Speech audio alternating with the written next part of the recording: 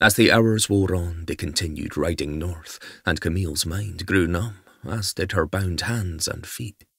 She sat across Dugald's lap upon the horse, but he never seemed to tire as she did. When she chanced to look up at him, his eyes were as hard as jade, and so were his muscles. Although she tried to ignore everything about him, she could not help but notice his profoundly masculine scent.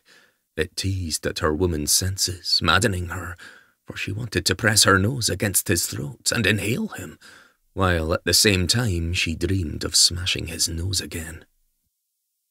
Near midday they stopped near a loch, thank the saints. After dismounting, Dugald lifted her down from the saddle. She sent a caustic glare up into his eyes.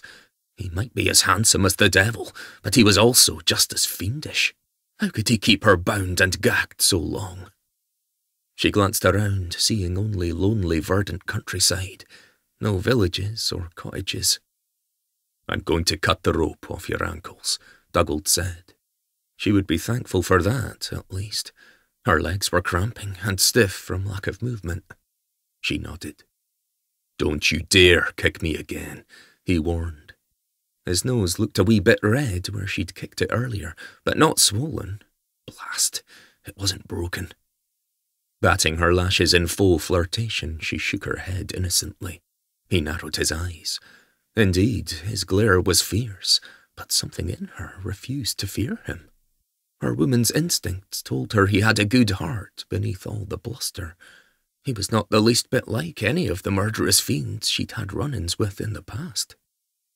She stood still while he cut the rope and didn't even attempt to kick him. She could be ladylike when she wanted.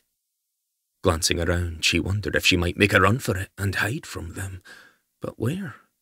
Only a few hiding places existed on this broad moor, a grove of yellow-flowered gorse bushes, and he would find her soon enough in there. Though Perth was far behind them and she was unsure how to find it, she would make an attempt, given the opportunity. She would have to steal one of their mounts, but at the moment the horses were busy drinking. "Do not even consider running." Dugald watched her intently. "I could catch you like that." He snapped his fingers. "Quel brute!" So sure of himself, was he not? She glowered at him, refusing to be cowed. Even with her hands tied in front, she could crouch and grab her small dagger from the sheath on her calf. But what good would it do her? She couldn't fight nearly 24 brawny Highlanders. "Are you thirsty, my lady?" he asked in a deep and rolling brogue. Seeing an opportunity to have the gag removed, she nodded eagerly. His look remained hard as he came closer. "'Twill do you no good to scream. No one is about for miles." She dipped her head, trying to appear as meek and malleable as possible. At the back of her head, he cut the tight-fitting gag from her mouth, and she sighed with relief. Rubbing the chafed corners of her lips, she frowned up at him. "Mère de Dieu, why in heaven's name did you abduct me?" "One of the Lindsays stole my valuable dagger. I intend to exchange you for it." "I do not even know the Lindsays, monsieur." He scowled. "Do not lie to me, madame. I ken exactly who you are. You stayed in my castle for a se'night." Parbleu, he was mad. "No, I have never been to your castle. You think I am some chief's wife?" "Aye, indeed, Lady Lindsay." "You are mistaken. I am no one's wife. I am Camille Bouchard," she stated firmly. He smirked. "'Tis useless to lie. I remember you, French, blonde. You're Lindsay's young wife of only a few months, his third."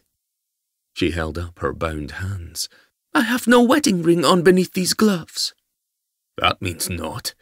You could have easily removed it for safekeeping before your travels." She blew out an annoyed breath. "You are a madman." "I'll not argue with that." He gave a humourless smile. "If your husband brings my dagger to me, you will return to him unharmed." "And if Lindsay does not?" Dugald shook his head. "He will. I ken well he is smitten with his beautiful new wife." Beautiful? He thought her beautiful? At the moment, she probably looked like a hag, her loosened hair hanging halfway in her face, but she didn't care.